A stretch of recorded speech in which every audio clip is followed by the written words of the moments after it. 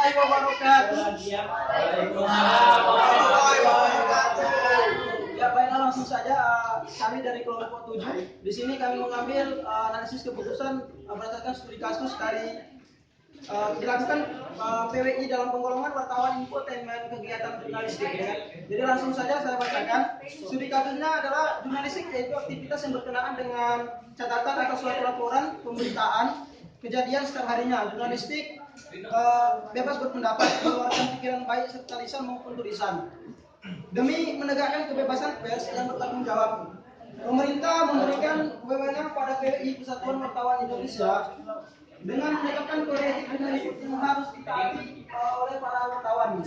Kemudian kebebasan yang ditonjolkan oleh wartawan wasit sendiri merupakan kebebasan yang tidak bertanggung jawab dengan melanggar kode etik yang telah ditentukan. Dengan dicontohkan seperti mengejar wartawan, kemudian etika-etika dalam mewawancari narasumber itu dengan cara yang tidak baik. Selanjutnya, Saudara Rega.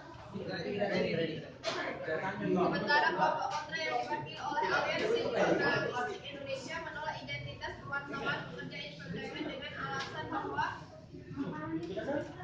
jurnalisme merupakan sebuah tujuan moralisme kemanusiaan. Dengan demikian, wartawan dalam konteks jurnalisme merupakan pekerjaan mulia yang memberikan nilai etika dan pencerahan bagi masyarakat luas. Dan aktivitas yang mengatasnamakan tugas jurnalistik tanpa pikiran etika dan tujuan moral jurnalisme bukanlah termasuk dalam kelompok wartawan, tetapi hanya merupakan pekerja kreatif. Ya, saya selanjutnya langsung ke kajian jurnalistik dalam pengambilan keputusan. Dalam pengambilan keputusan yang dilakukan oleh PWI dengan memasukkan warta dalam pengambilan keputusan yang dilakukan oleh PWI. Pertama, ada beberapa faktor, yaitu faktor personal dan faktor lingkungan. Faktor personal yaitu dalam artian kasus ini adalah ada suatu faktor kepentingan seseorang yang memiliki kekuasaan dalam PWI. Nah, yang kedua ada faktor lingkungan. Berdasarkan Indonesia merupakan negara dari sebuah bangsa yang mencintai hiburan dan hal-hal yang berbau senang. Infotainment memiliki hal tersebut. Masyarakat Indonesia juga merupakan konsumen di dalam gosip. Yaitu selanjutnya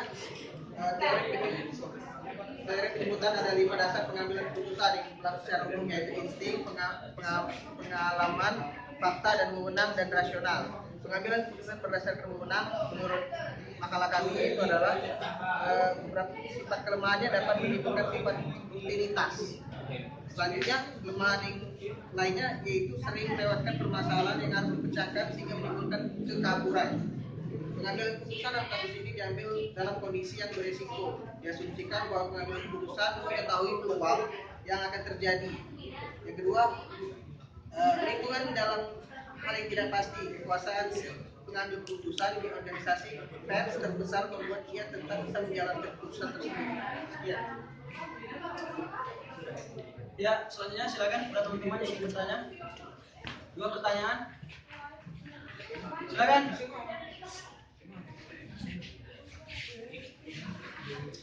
Ya, Saudara Rino. Ya, baiklah, saya Rino dari kelompok 9 yang bertanya. Faktor-faktor apa saja yang mempengaruhi keputusan yang diambil oleh PWI? Oh ya, faktor apa saja ya? Ya. Baik, terima kasih. Langsung jawab saja, silakan Saudari Reni. Baiklah, saya Rekomendasari akan menjawab pertanyaan dari ini. Faktor-faktor yang mempengaruhi keputusan PWI pertama yaitu faktor personal. Dalam arti kata dalam kasus ini yaitu ada suatu faktor kepentingan seseorang yang memiliki kekuasaan dalam PWI. Faktor kedua yaitu lingkungan. Indonesia merupakan negara dari sebuah bangsa yang menyukai hiburan dalam hal yang berbau senang.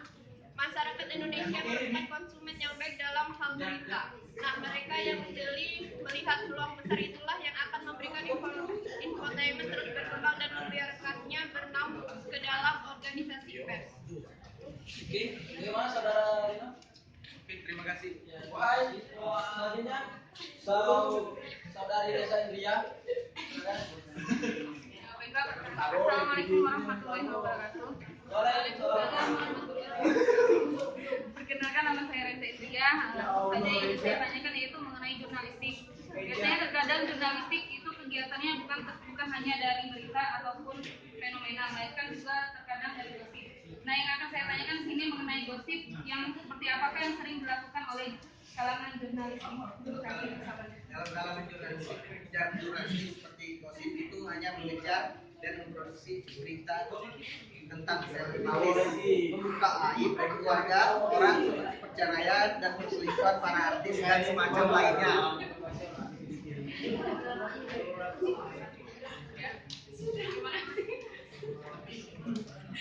Jelas ya? Jelas?